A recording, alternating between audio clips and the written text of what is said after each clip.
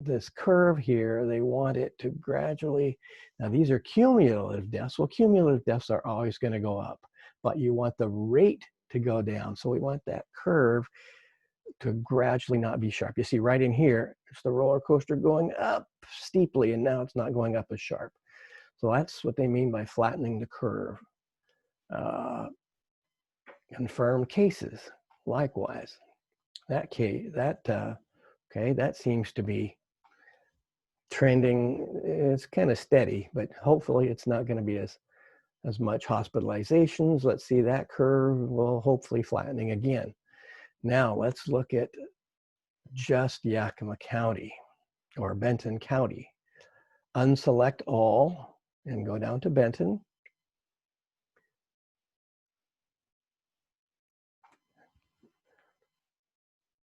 Benton's curve, well, it's not coming up, is it? Come on.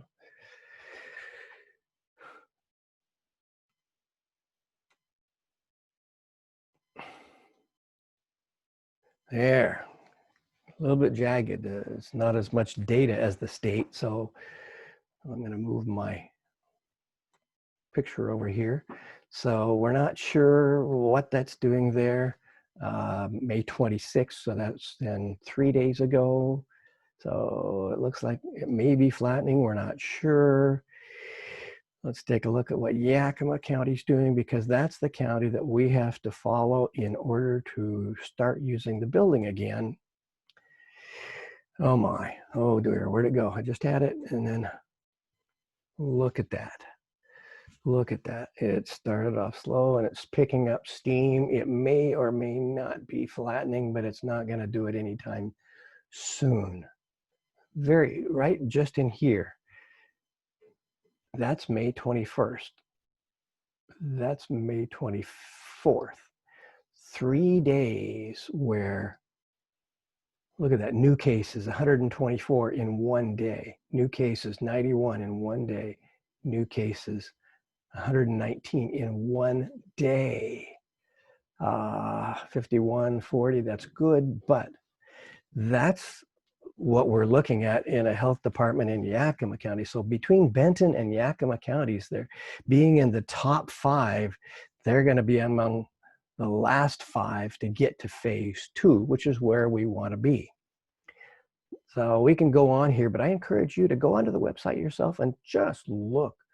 This is what's interesting. More women than men get the disease. And 30% of those who get it are 60 or older. 30% who get it are in the older group. 70% who get it are younger. And of the 30% that get it, why are less people our age getting it? Well, partly is because we're more likely to be quarantining at home, more likely to have to go, less likely to have to go out and work, less likely to then go to large gatherings, less likely to wear masks, less likely to have comorbidities. Okay, so again, this is confirmed cases. And now let's look at deaths. Oh boy. 30% of deaths, or 30% of cases were 60 and older. 90% of deaths are 60 and older. And of the half of them, the 80 and over, many of those have been in care facilities, long-term care, assisted living, or skilled nursing facilities.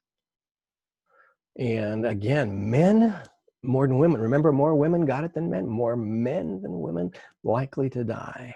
But 9% of the deaths are 60 or under 60.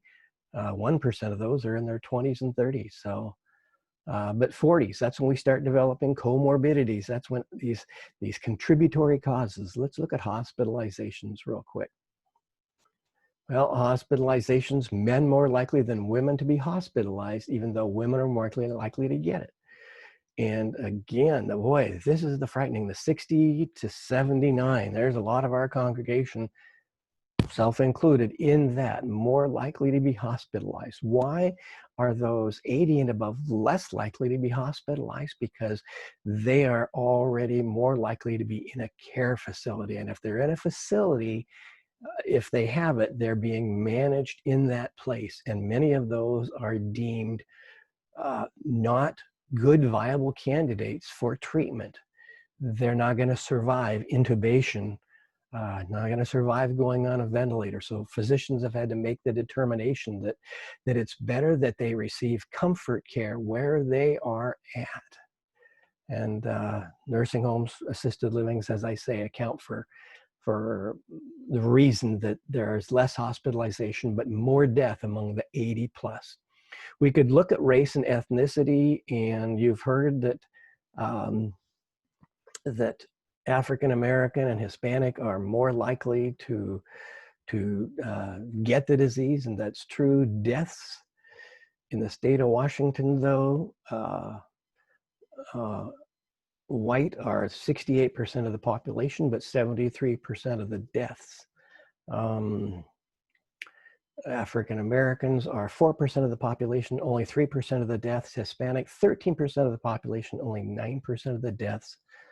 The population in nursing homes in Washington state, in assisted livings, tends to be more white or Caucasian.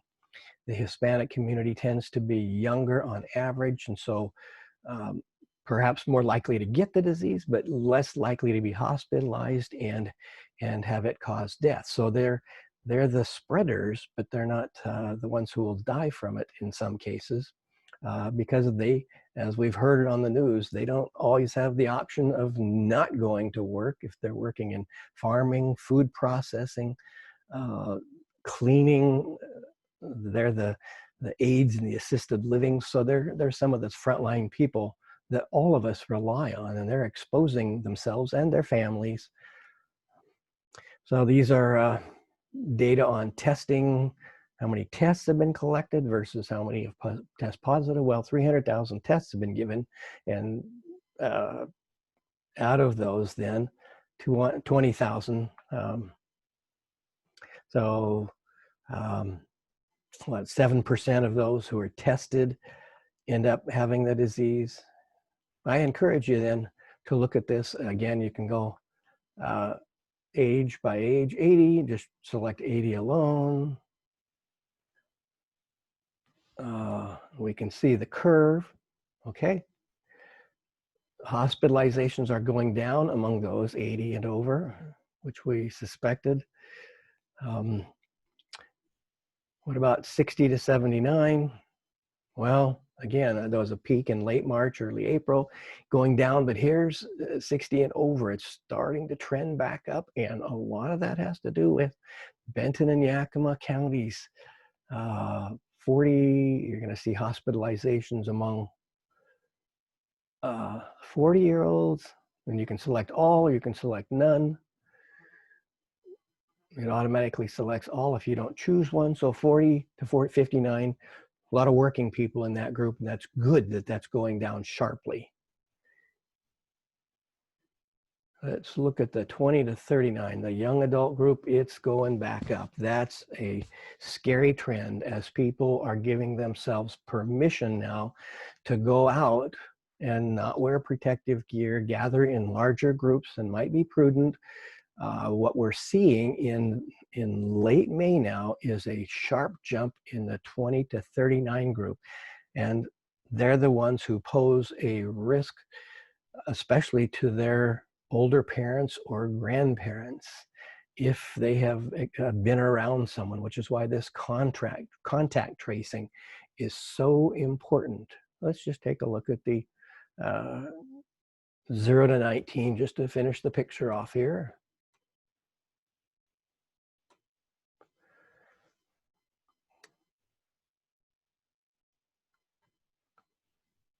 Sometimes these are stubborn.